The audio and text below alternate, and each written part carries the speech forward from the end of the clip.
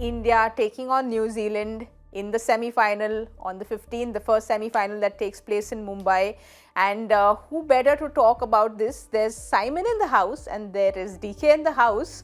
So Simon, first you, because we are very welcoming to guests if they're not on the cricket field. So first you. New Zealand through to the semi-finals, but they had their hiccups going there. India has gone with flying colours. India has defeated New Zealand. But I'll say this a little softly. No Indian fan wants to remember what happened in 2019. Well, no Indian fan wants to remember what's happened for the last 20 years in knockout matches, I suppose. But look, India go in as heavy favourites. They go in as the best team of the tournament. New Zealand, they just find a way. They find a way to fight back, to play as a team. They're going to have to do that. They're going to have to be at their absolute best. I think it's quite crucial from New Zealand's point of view that they bat first. So winning the toss is going to be, I think it's going to be quite crucial for either side. I think batting first, what we've seen at Wankhede Stadium is probably the best way to go. So from New Zealand's point of view, even more so, I think that is quite crucial. And in that situation, anything around that 300 mark is a target that they will feel that they can defend if they bowl brilliantly and put India under some pressure early. When we think about how New Zealand's way to beat India is to get a total on the board and then nip a couple out early. For Trent Boult to be back to his best, to have, to feel better. They've fielded poorly. By New Zealand standards, this tournament they have fielded quite poorly with some dropped catches, keepers. Tom Latham hasn't been at his best. In the outfield, they've been a little bit sloppy at times, but there's still a chance. And the round robin means nothing now. It means absolutely nothing because the pressure of a semi-final, the pressure of a knockout is completely different to any pressure that you feel in a round robin situation. India go in with massive, on a juggernaut basically, and New Zealand go in having their first win in their last 5 games. Yes. So, India probably feel better, but just the pressure of these semi-finals can sometimes get to people and get to players. And that's what New Zealand will be praying for and hoping for. And I think that's probably what they will be talking about. We'll have a look at New Zealand's squad, but DK, do you think they'll go with an unchanged team? Considering Bolt came in, got that 3 wickets in the last game, and well, this is the 11 they will go with, right? The last game, the 11 that they played, will definitely be the 11 that they go for. It looks like that's the kind of balance that they're looking for. Mark Chapman at 7 gives them a good batting option. Glenn Phillips at 6. They're definitely the biggest worry is Tom Latham. I cannot imagine an Indian cricketer to have gone through a World Cup like what Tom Latham has gone through. There have been plenty of questions asked, and that pretty much differentiates what New Zealand cricket is all about and what playing for India would mean. You're under the scanner so much when you play for Team India. And, they're going to be heavily reliant on Kane Williamson at the bat because he always, in these big moments, has that calm head that can take them through. Rachin has been outstanding. Devon Conway has been good in parts. So they have a few worries. They have to nail certain things for them to get that game going for themselves. But it's a game where they will fancy themselves given the venue.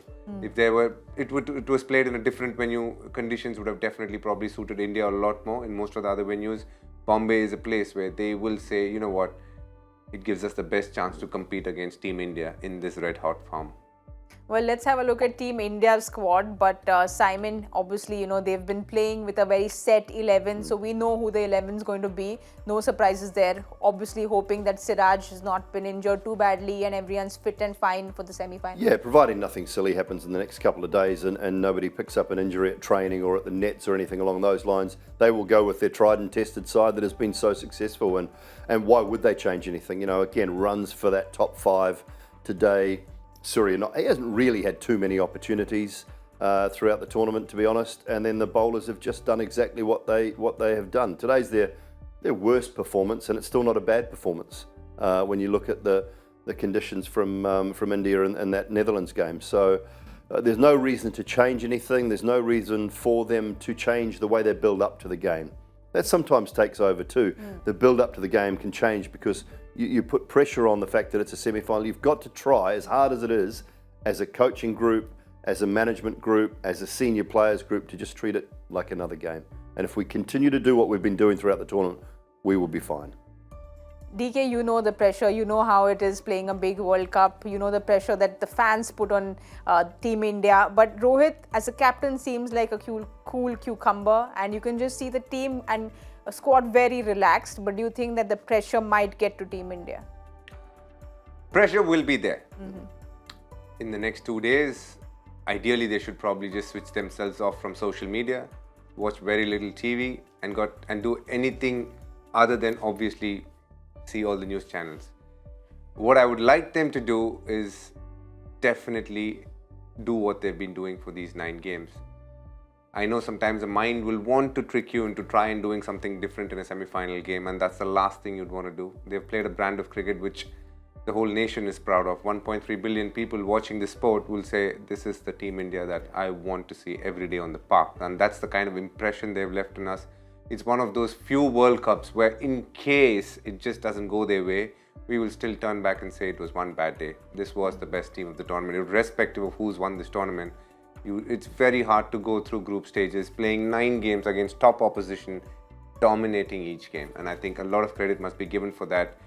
Rohit Sharma is a great captain. He's led this team wonderfully well, and all his soldiers that he's marched on in this field have been nothing less than superlative. They've been phenomenal through this last 1 month that they've been together. It at least looks and feels like a complete team of family that's having fun together, and that is one of the nicest feelings and the warm feelings that you get when you see them, having fun together has been brilliant. Come the November 15th, it's a big day, and I just feel they should just go out there and do everything possible and leave it out there on the field. And know one thing, I think the one thing that they need to know is the amount of love and affection that they have is second to none in this tournament. And that should be looked at as a fuel to do better, not as pressure to push them backwards. And that's the only thing that I as a fan would like them to see. And also know that if at all they end up losing this game, it should be by playing the way they have done, without changing nothing about what they've done in this last 1 month. That'll be my parting line on what India should do. I love it when you sum it up so well and put it all together so well for us, DK and Simon. But your players to watch out for quickly. Oh, well, I think DK hit the nail on the head for me. Kane Williamson, from New Zealand's point of view. Big game, captain, back in the last couple of games. He's got all the experience, might be his last World Cup. He would love to make another final. So he would be my New Zealand player to watch out for. From an Indian point of view, Jasprit Bumrah. Get through that opening spell. Get through that opening spell from a batting point of view, and you put a little bit of pressure on the other bowlers. And I think that's the one thing New Zealand are going to have to do if they need success. I think this game hinges a lot on what Rohit Sharma does. I believe he's the man that New Zealand will look to knock off early. And if he gets going, I think the game's going to be done and dusted right then and there. For New Zealand, ideally, I don't want to pick anybody, but since I have to, I'm going to... I think I'll have a close look at Devon Conway. He looks like the guy who in the big moments just has a cool head. I would have ideally gone for Kane Williamson as well, but I don't want to repeat what Simon said, so I'll look out for Conway.